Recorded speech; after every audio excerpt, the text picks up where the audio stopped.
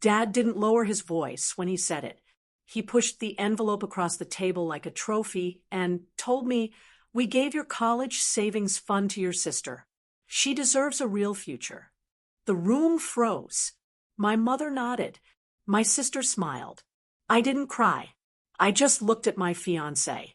And when he rose from his chair, pulled out his phone, and said, "Should I tell them what I do for a living?" that smile disappeared so fast it felt like someone cut the power. But the truth didn't begin at that table. I grew up in a house where love always had a spotlight, and somehow it never landed on me for long. My parents believed in achievement the way some families believe in religion. Measured, displayed, worshipped. Every subscribe gives strength to my voice and keeps this channel breathing. Please like, share, and hit the bell icon so our stories never fade. The dining room walls were proof. Every frame held a milestone from my sister's life. Her debate trophies, her college acceptance, her first promotion. My memories lived in the shadows between those frames, quiet and uncelebrated. I learned early how to move through that house without expecting much. I kept my head down, built a small career of my own as a freelance designer, and pretended I didn't notice how often conversations drifted back to the daughter who made them proud. It wasn't jealousy. It was the ache of being half visible in the place that raised me. The only one who saw me fully was the woman who lived just across the hall from my childhood room, my Nana Eleanor. She'd press warm cookies into my hands and say the sweetness was for balance because the world wasn't always fair. She gave softness to a life that often felt like sandpaper. My fiancé met her before he met anyone else in my family. He showed up in a simple sweater and worn jeans, a kindness in his eyes my Nana Eleanor recognized instantly. They talked for an hour that first day. When he left, she squeezed my arm and whispered, "He's steadier than he looks." She was right. He never tried to impress. He just showed up with a quiet strength I didn't know I needed. My parents didn't see any of that. To them, his simplicity meant insufficiency. They asked vague questions about his job, but only in the way someone checks a box they've already decided is empty. When he didn't elaborate, they wrote their own story that he lacked ambition, that he wasn't on her level. They never asked what level I wanted to be on. As the graduation season crept closer, the tension thickened. My sister could barely contain her excitement as she listed universities, scholarships, deposits already paid. My parents nodded with the warm approval I'd chased for years. I watched from the edge of the conversation, pretending the knot in my stomach was just stress. My Nana Eleanor noticed. She always did. One afternoon, while trimming the roses in her small backyard, she said, "Sometimes the loudest rooms have the least truth in them." I didn't understand then, but I would. Everything. The favoritism, the imbalance, the cracks in our family was leading to that Friday family brunch. The morning my fiancé stood up and the truth finally stepped into the light. The weeks after that brunch tightened around me like a slow, deliberate squeeze. Every conversation in my family circled back to my sister's future, her campus tours, her acceptance letters, the deposits she'd confidently placed. My mother repeated the phrase, "a real future," so often it began to sound like a judgment carved into stone. I tried to let it wash over me, but each mention felt like another small hand pushing me out of my own life. My father didn't help. He'd glance at my fiancé with the polite smile people use when they're sure they're being generous. "Stability matters," he said once, stirring his coffee like the rhythm steadied him. "You two should think carefully before making commitments you can't sustain."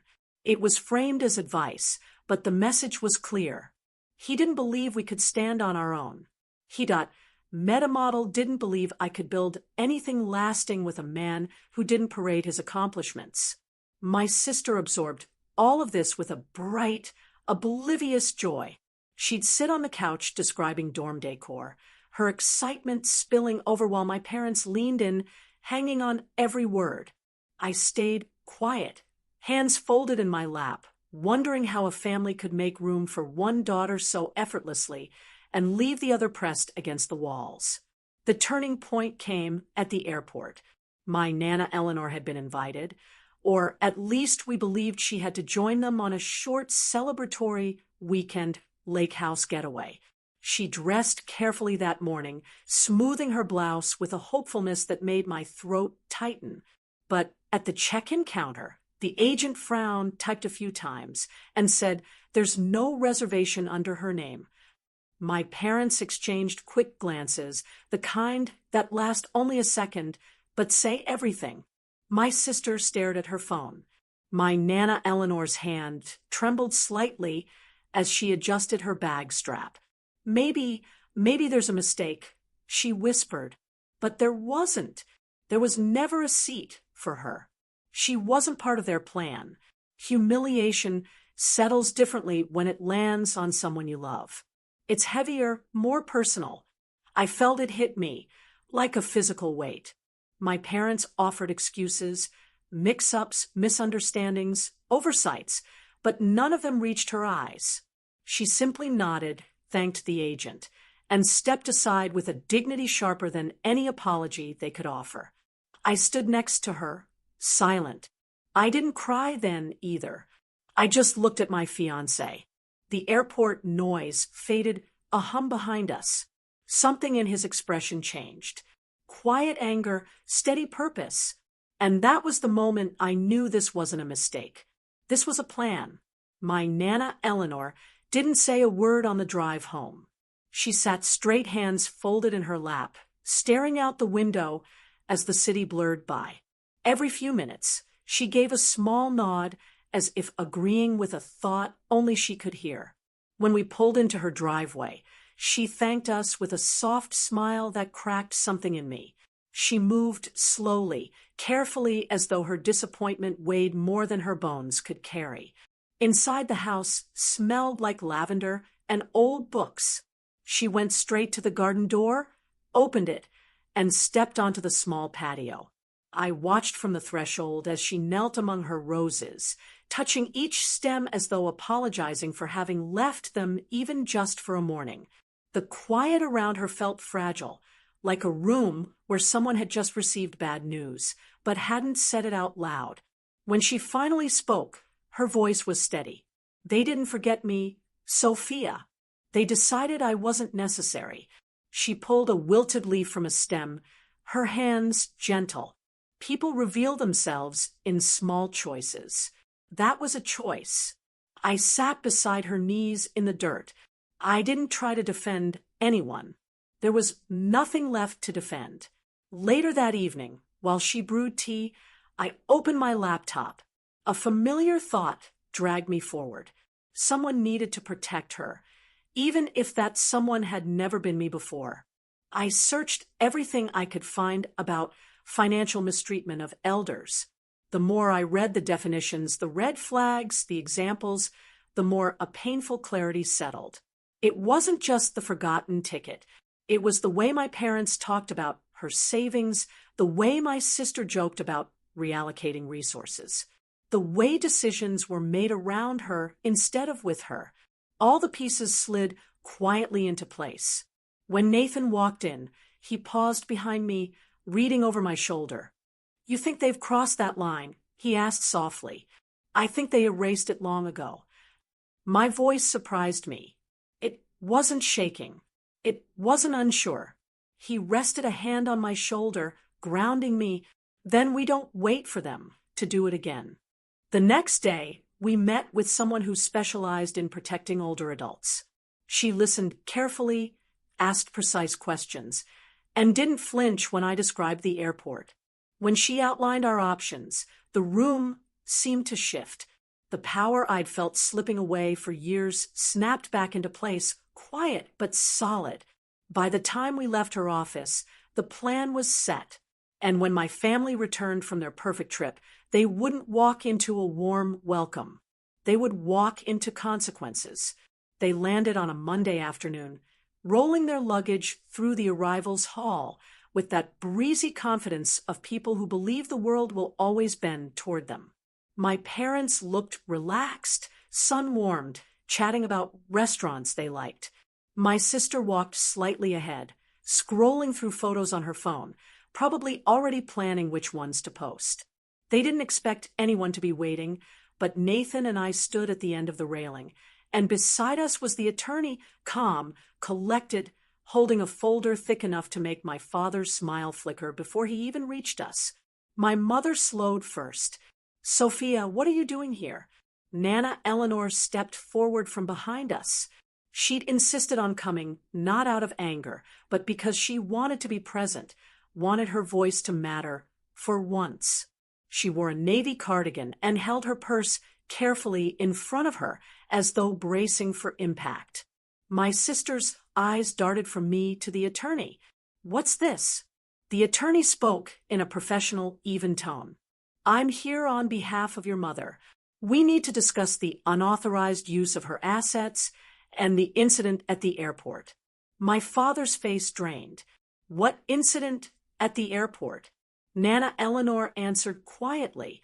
"The one where you left me without a ticket." Silence dropped like an anchor. Travelers pushed past us, wheels rolling, conversations rising and fading. But inside our small circle, the air felt thick, unmoving. My sister scoffed. "It was a mistake, Mom." We explained that. "No," Nana Eleanor said, her voice clearer than I'd heard in years. "You explained nothing. You avoided. You minimized. You told me I must be confused, as though confusion were my default state." She looked directly at her eldest granddaughter. "I wasn't confused." My father's jaw clenched. "We don't need a lawyer for this." The attorney handed him the envelope. "You do now." He opened it, skimming the contents, documentation of withdrawal statements highlighting inconsistencies, a report of the airport incident, and a formal notice to appear for a mediation hearing. With each page, the lines on his forehead deepened. My sister's purse slipped from her shoulder. It hit the floor with a soft thud, ignored by everyone. "What is this supposed to mean?" she demanded. "It means," I said, stepping forward, "that she won't be dismissed again. Not by any of you, not ever." My father looked at me, eyes sharp. "So this is your doing?" "No," I said. "This is the result of your doing." He bristled. "We've supported this family for decades. Don't you dare." "Supported Olivia," I corrected. "Enabled her, celebrated her, protected her. And when it came to Nana, you decided she was optional, disposable. That's not fair," my mother whispered. "It's fair," Nana Eleanor said softly. "Far fairer than how you've treated me." My sister finally found her voice brittle and cracking. "Why are we acting like criminals? We helped you with your bills. We've handled your accounts for years. We were doing you a favor." Nana Eleanor's eyes shone, not with tears, but with something like resolve. "You handled my accounts because I trusted you. You used that trust to advance your own plans." My father snapped. "We never took anything she didn't approve." The attorney interjected, steady and unmoved. "Intent will be reviewed during mediation. The pattern is what matters. Control over finances, decision-making without consent, exclusion from travel. These are all indicators of financial exploitation." My sister's composure fractured. "This is ridiculous. Tell them, Dad." But Dad just stared at the papers, his bravado collapsing. Not from guilt yet, but from fear of consequences he'd never imagined could reach him. My mother looked at Nathan, searching for a soft place to land. "You're letting her tear the family apart." Nathan didn't flinch. "I'm supporting her, while she protects someone who deserved protection long before now." My sister barked a laugh.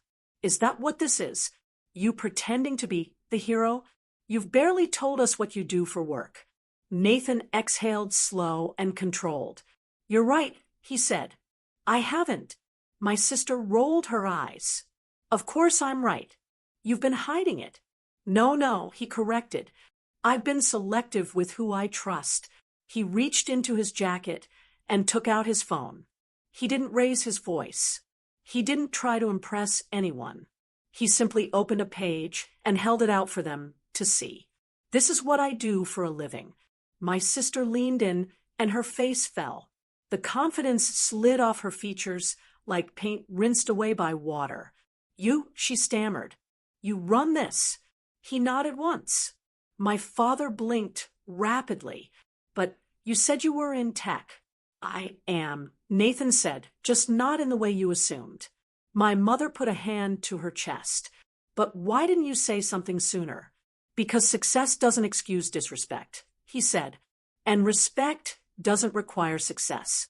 Nana Eleanor smiled faintly at that. My father tried to recover, tried to pull dignity back around himself like a torn coat, still involving lawyers. This is extreme. What you did was extreme, I said. Leaving her at the airport was extreme. Using her savings without her full understanding was extreme. My sister folded her arms. Fine, you want to humiliate us? Congratulations. This isn't humiliation, I said quietly. This is accountability. The attorney stepped closer. You'll need to confirm a date for mediation. It's mandatory. My mother's voice wavered. What happens if we don't? Then the court proceeds without your input, the attorney replied. A pause, a shift. My sister whispered, Dad, do something. But he couldn't. For the first time in my life, my father had no leverage, no angles, no prepared speech. He looked at my Nana Eleanor, not with affection, but with the dawning realization that the power he'd held over her was gone. Nana Eleanor lifted her purse, settling it on her shoulder. I'm going home now, she said. Sophia will take me. She turned, and for a moment I saw her not as fragile, but as formidable, someone who had finally remembered her own worth. When we walked away, my sister's voice rose behind us, cracking under the weight of consequences she'd never expected to face. This is going to ruin everything. Nathan glanced back just once. No, he said, this is going to reveal everything. And it did. The mediation happened 8 weeks later in a quiet office downtown. No judge's robe, no dramatic gavel, just a long table, a neutral mediator, and the weight of choices finally held up to the light. My Nana Eleanor sat beside me, her hands folded neatly, her voice steady as she confirmed each detail. The withdrawals, she didn't fully understand the trip she was promised. The airport humiliation she could still feel in her bones. My father tried to justify. My mother tried to soften. My sister tried to deny. But the facts didn't bend, and the mediator didn't flinch. By the end of the session, my Nana Eleanor's funds were restored. Every dollar accounted for, returned in structured payments overseen by the court. She also updated her, will quietly and without ceremony, removing those who had treated her as an obligation instead of family. She didn't do it out of vengeance. She did it to protect her peace. Afterward, she moved into a cozy cottage near the coast. She planted flowers again, roses, hydrangeas, herbs she used to keep by the window. She looked lighter standing in the sunlight, as if her shoulders had finally unclenched after years of shrinking herself to keep the family calm. As for me, something shifted. I enrolled in a community advocacy program, learning how to support older adults who didn't always know how to speak up for themselves. It felt like purpose, like the beginning of something I should have done long ago. And even now, when I pass my Nana Eleanor's garden and see her pruning a rose bush, I'm reminded of the same question I'll ask you. Have you ever had to protect someone from their own family? In the end, I learned that real love doesn't demand silence, and family isn't defined by who shares your last name, but by who shows up when it matters. My Nana Eleanor regained her voice. I found mine standing beside her, and the truth we brought into the open didn't destroy our lives. It rebuilt them on something honest. If this story stayed with you, tell me where you're listening from and share your own experience. Have you ever had to draw a line with family? Your voice might help someone else. And don't forget to subscribe for more stories like this.